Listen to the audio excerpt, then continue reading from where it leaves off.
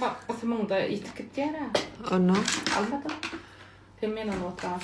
Yok ben sen alamak sen kesin abin sonuna alamlay. Qara çeytten ardan çık baha qoğucadat alçaq qolunu da bolmadı. Olmadı. İlma. Erteğinde ben Allah satma şu yüz Değme. Hem kişinin sövdası bolmalı. Azan da satyanlarım sövda etmeli. Men batdiyam oğlum.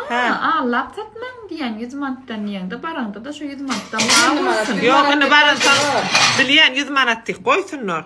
Ondan sen baransan şol 150 manatdan senin şu 50 manat için Alman qaytmalar yine gidip gelemler şopul çık ya deyip moş gidelim diyenler. Onun değil. Ha. Onun yeğizler koyupturlar ha. Elma aldım. Adını bırakmayma yürü. Ha. Sünyalak. Onu.